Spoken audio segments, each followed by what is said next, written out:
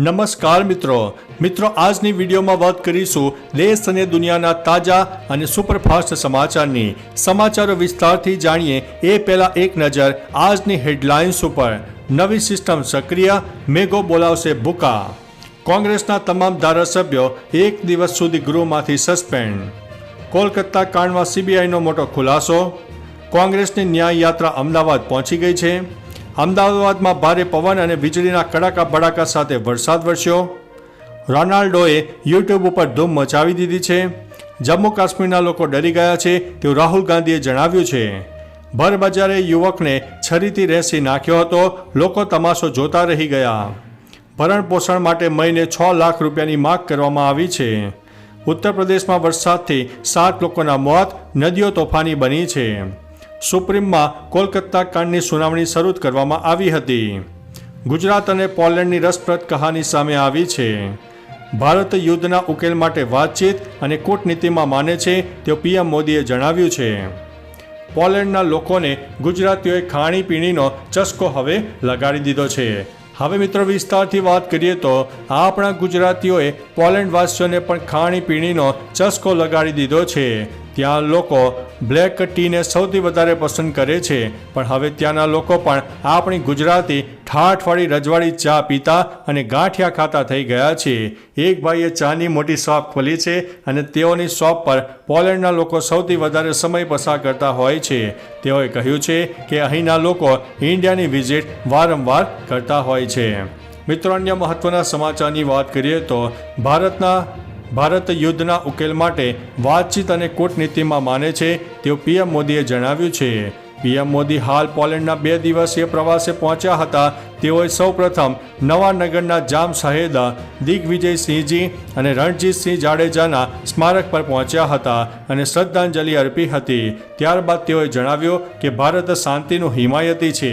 ભારત માને છે કે આ યુદ્ધનો યુગ નથી. ભારત યુદ્ધના ઉકેલ માટે વાતચીત અને કૂટનીતિમાં માને છે. મિત્રો અન્ય મહત્વના સમાચારની વાત કરીએ તો ગુજરાત અને પોલેન્ડની રસપ્રદ કહાની. જ્યારે મોરારજી દેસાઈ વડાપ્રધાન હતા ત્યારે તેઓ પોલેન્ડના પ્રવાસે ગયા હતા. ત્યારબાદ હવે પીએમ મોદી પોલેન્ડની મુલાકાતે ગયા છે. ગુજરાત અને પોલેન્ડનો ઇતિહાસ ઘણો રસપ્રદ છે. જામનગરનો નાતો પોલેન્ડ સાથે ખૂબ જૂનો છે.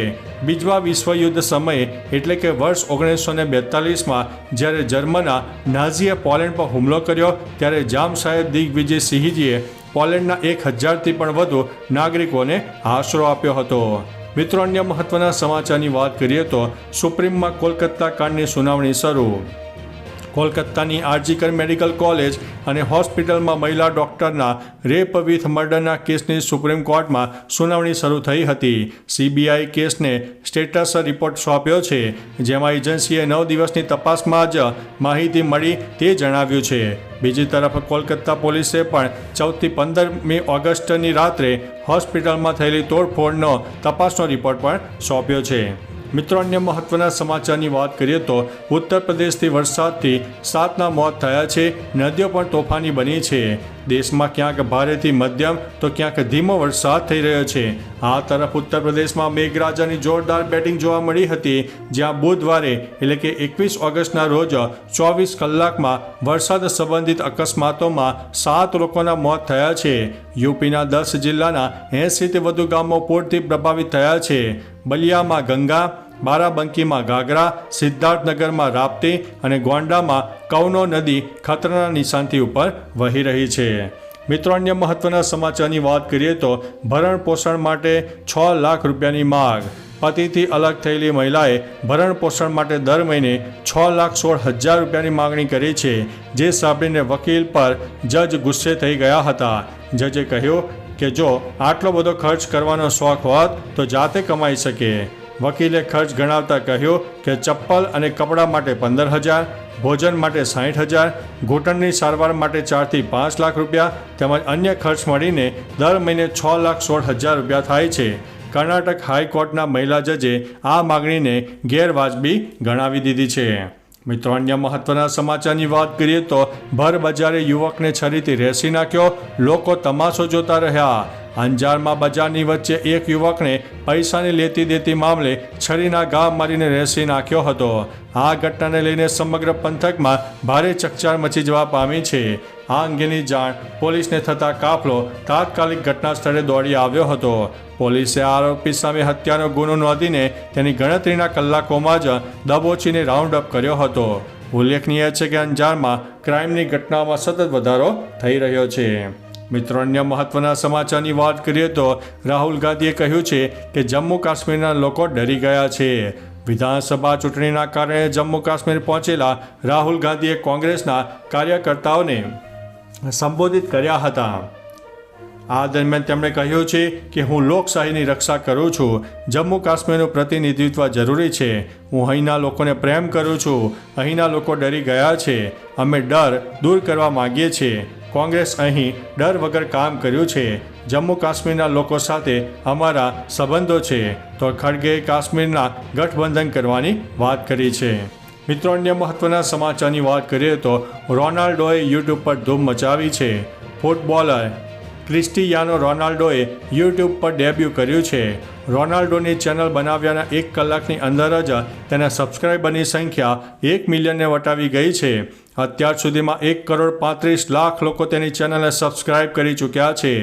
મિસ્ટર બીન વિશ્વના સૌથી વધુ સબસ્ક્રાઈબ કરેલા યુટ્યુબરને 10 મિલિયન સબસ્ક્રાઈબર સુધી પહોંચવામાં 132 દિવસ લાગ્યા હતા, જ્યારે રોનાલ્ડોએ 12 કલાકમાં 10 મિલિયન સબસ્ક્રાઈબર સુધી પહોંચી ગયા છે.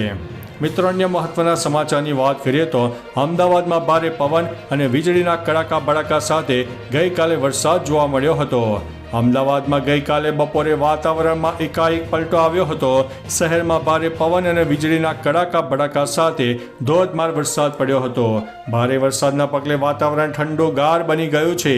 તો બીજી બાજુ હવામાન વિભાગે હજુ પણ આવનારા દિવસોમાં વરસાદની શક્યતા વર્ણવી છે.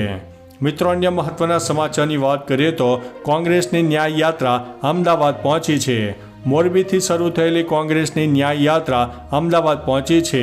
રાજીવ ગાંધી ભવનથી સાબરમતી આશ્રમ સુધી પદયાત્રાનું આયોજન હતું.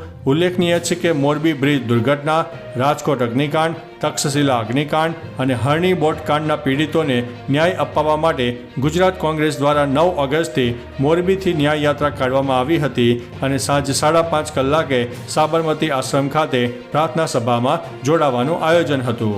મિત્રો, અન્ય મહત્વના સમાચારની વાત કરીએ તો કોલકાતા કાંડ, સીબીઆઈનો મોટો ખુલાસો. સીબીઆઈએ કોલકાતાની ઘટનાનો સ્ટેટસ રિપોર્ટ સુપ્રીમ કોર્ટને સુપરત કર્યો છે. રિપોર્ટ અનુસાર આ કેસને દબાવવાનો પ્રયાસ કરવામાં આવ્યો છે. અંતિમ સંસ્કાર બાદ એફઆઈઆર નોંધવામાં આવી હતી. ક્રાઇમ સીન સાથે છેડછાડ કરવામાં આવી છે. હોસ્પિટલ પ્રશાસન આ મામલે ઉદાસીન રહ્યું છે. સીબીઆઈને મેડિકલ રિપોર્ટ મળ્યો નથી. આ ઘટના અંગે પરિવારજનોને મોડેથી જાણ કરવામાં આવી હતી. મિત્રો, અન્ય મહત્વના સમાચારની વાત કરીએ તો કોંગ્રેસના તમામ ધારાસભ્યો 1 દિવસ સુધી ગૃહમાંથી સસ્પેન્ડ. વિધાનસભાના ચોમાસુ સત્રનો બીજો દિવસ હતો. કોંગ્રેસના તમામ સભ્યો 1 દિવસ સુધી ગૃહમાંથી સસ્પેન્ડ કરી દેવામાં આવ્યા છે. સત્રની શરૂઆતની 21 મિનિટ સુધી ગૃહમાં માથાકૂટ ચાલી હતી. ઉલ્લેખનીય છે કે વિપક્ષના પ્રશ્નો ગૃહમાં દાખલ ન થતા હોવાની માગ સાથે માથાકૂટ થઈ હતી. કોંગ્રેસના ધારાસભ્ય ગૃહમાંથી વોકઆઉટ કર્યું હતું. મિત્રો, અન્ય મહત્વના સમાચારની વાત કરીએ તો નવી સિસ્ટમ સક્રિય, મેઘો બોલાવશે ભૂકા. હવામાન વિભાગે ફરી એકવાર રાજ્યના ઘણા વિસ્તારોમાં ભારે વરસાદની આગાહી કરી છે. રાજ્ય તરફ વધુ એક સાયક્લોનિક સિસ્ટમ સક્રિય થઈ છે, જે ઘણા વિસ્તારોમાં વરસાદી માહોલ આપશે, જેમાં દાહોદ, છોટાઉદેપુર, નર્મદા, ભરૂચ, સુરત, ડાંગ, નવસારી, વલસાડ, તાપી, દમણ, દાદરાનગર હવેલીમાં ભારે વરસાદની શક્યતા છે. 25 ઓગસ્ટે ખેડા, પંચમહાલ, વડોદરા, છોટાઉદેપુરમાં પણ ભારે વરસાદ થઈ શકે છે. તો ચાલો મિત્રો, ફરીથી દેશ અને દુનિયાના સુપરફાસ્ટ સમાચાર લઈને મળતા રહીશો. ત્યાં સુધી અમને રજા આપશો. નમસ્તે.